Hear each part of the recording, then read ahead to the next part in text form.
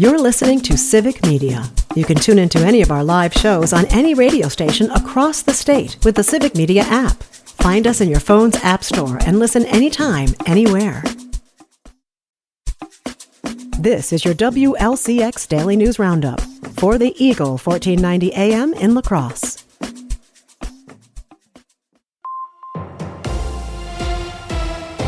For AM 1490 WLCX, I'm Jimmy Kuska. Republicans in the state legislature are looking to require sheriffs across the state to report on immigration status of anyone arrested. With more, here's Civic Media's Lisa Hale. We have more information on the Republicans' effort in the Wisconsin legislature to require sheriff's departments to verify immigration status of people jailed on serious felony offenses. New Berlin State Senator Julian Bradley said sheriffs would seek reimbursement from the feds for costs incurred in complying. He noted recent media reports said that there are sheriffs that are, quote, not interested in complying with federal law. Counties which fail to comply would risk losing up to 15% of state-shared revenue. Representative Tyler August of Walworth said the bill is restricted to illegal immigrants that have committed serious acts and that have been arrested and detained by sheriffs and local police. Democratic Governor Tony Evers has already indicated that he will veto such legislation. Evers also said earlier this week that the decision should be left up to each individual county. Republicans in the state legislature are criticizing the new election observers rule proposal from the Wisconsin Elections Commission. The proposal is meant to clarify what election observers can and can't do at Wisconsin polling sites. The rule would allow observers to be within 3 to 8 feet of the tables from where voters show their ID, as well as allow them to move between tables and review non-confidential voter information in poll books. Republicans say they want a threat of punishment for any violation. The Wisconsin Department of Agriculture, Trade, and Consumer Protection announced its top 10 list of complaint categories for 2024. Topping the list were landlord-tenant issues, followed by telemarketing, home improvement, identity theft, and telecommunications. Rounding out the top 10 were medical services, motor vehicle repair, motor vehicle sales, travel, and motor vehicle accessories. If you'd like to learn more or file a complaint yourself, you can visit the DATCP website at consumerprotection.wi.gov. Wisconsin Governor Tony Evers was in La Crosse earlier this week to tout a budget proposal for clean water. With more, here's Civic Media's Stuart J. Waddles. Wisconsin water is a big part of the budget. As part of his financial plan, Governor Tony Evers will be dedicating $145 million to combat PFAS contamination in Wisconsin water supplies. The initiative includes funding for grant programs to test municipal water and private wells, as well as research efforts to find methods of eliminating PFAS. In addition to setting aside funding for clean water, Evers is also proposing $80 million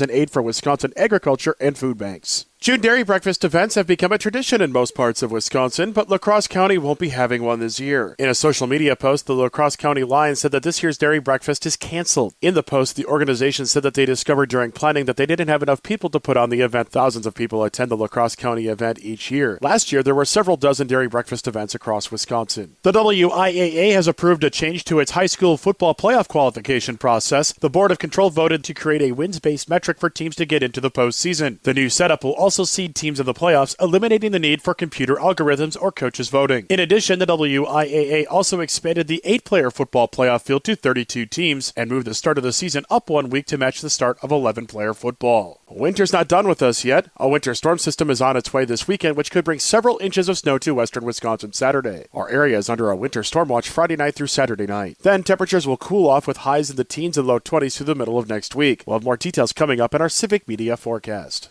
The Wisconsin Department of Public Instruction says 93 school referendum questions will be appearing on ballots this spring, with 5 appearing on the February 18th primary ballot and the remaining 88 on the April 1st spring election ballot. February's referendums include Mauston, which is seeking an operational referendum to avoid dissolving as a school district. In April, districts going to referendum include Arcadia, Bangor, Cochrane Fountain City, DeSoto, Holmen, Independence, Melrose Mindoro, New Lisbon, Prairie du Chien, Viroqua, and Whitehall. You can take Civic Media with you anywhere you go with the free Civic Media app. Download it now at civicmedia.us/app. I'm Jimmy Kuska for AM 1490 WLCX and lacrosseeagle.com.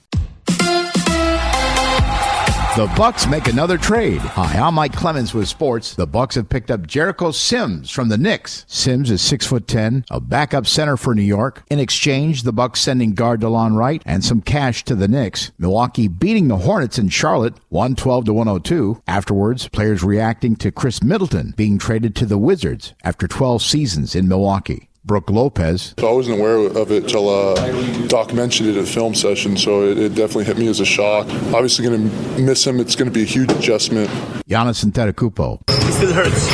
Those are you guys that, especially the guys that you've won with. They're like family to you. NFL, the Chiefs and the Eagles getting ready for the Super Bowl. Packers running back Josh Jacobs says his team needs to add some veterans in free agency. You know, obviously with finishing the way we did, and you know, we right there. So just trying to make it all make sense, put some more pieces together and figure it out. With sports, I'm Mike Clemens. On your entertainment beat, I'm Pete Schwaba. Here's one of Pete's picks. It's actually more like a half pick, as I sort of enjoyed the film Amelia Perez. The musical crime drama, yes, you heard that right, has 13 Oscar nominations, including for Best Picture. The story is about a ruthless drug cartel boss who hires a lawyer, played by Zoe Saldana, to help him through the gender transitioning process and to help him disappear afterwards. The logline really grabbed me, but I thought it started slow and didn't like the look of it. It did pick up steam and provided some gripping, intense moments. Ultimately, it's a little unsatisfying in my opinion, and I tend to agree with the reviews it received on Rotten Tomatoes. The film got a 73% fresh rating from critics, which is good, but a little lower than you'd expect for a film nominated for 13 Oscars. Only 18% of audiences like the film. Having said that, it still might be worth a watch, as you don't see many musical crime thrillers where cartel bosses have sex change operations. The film is free to view on Netflix. A new reboot is on the way, which is not a surprise, as Hollywood seems determined to remake everything it's ever done. This time, it's a new iteration of Buffy the Vampire Slayer. Star of the original, Sarah Michelle Gellar, will be part of the cast, but not the central focus. This is the second attempt at a reboot. One in 2018 did not quite make it to the little screen. When and if the show drops, it will premiere on Hulu. During a recent appearance on The Late Show with Stephen Colbert, actress Nicole Kidman told the host about her favorite keepsake, the handwritten lyrics to Elton John's famous song, Your Song. Kidman was one of the stars of Moulin Rouge, in which the song was featured and sang by Ewan McGregor. Your Song has been covered many times over the years. Great tune. Ted Danson and Kelsey Grammer had a feud that not many people knew about dating back to the show Cheers. On a recent episode of the Where Everybody Knows Your Name podcast, hosted by Danson and Woody Harrelson, Grammer says the feud started when Danson accused him of not always showing up ready to work. Grammer says he owned it and added that he was drinking too much back then. No fists thrown, curses exchanged, or hitting on each other's wives? That's barely a grudge. Sometimes it just takes a little convincing from someone like Steven Spielberg for an actor to take a role in a film. Actor Ke-Huy Han says he was offered the lead role as an action star in the film Love Hurts. The star of Everything All at Once and The Goonies told director Jonathan Eusebio no 3 times because he wasn't feeling it. That is until Spielberg convinced him he didn't need to look like Sylvester Stallone to be a hero. If Steve Spielberg gives you advice, probably best to take it. Love Hurts opens this weekend. For more showbiz fun, tune into Nightlight with me, Pete Schwaba, weeknights from 6 to 8 p.m. on the Civic Media Radio Network. All of the wintry weather is over and done with for at least a little while. Today will be sunny but windy with a high in the low 30s. Wind will be west, gusting to near 40. Tonight down to 9, 27 tomorrow with more snow on the way Friday night through much of Saturday. I'm meteorologist Sean Cable. Temperature now 24. That's your WLCX Daily News Roundup from Civic Media. Subscribe to this podcast on Spotify, Apple, or wherever you find your podcasts. Find more news at lacrosseeagle.com. The national news cycle never stops, but it can be hard to find news about your local community. Civic Media is dedicated to providing quality local and state news coverage across Wisconsin. With the Civic Media app, you can get notifications about local stories that matter to you and your community. Find the free Civic Media app in your phone's app store and choose notifications from the menu to tell us what kind of news you want to hear about.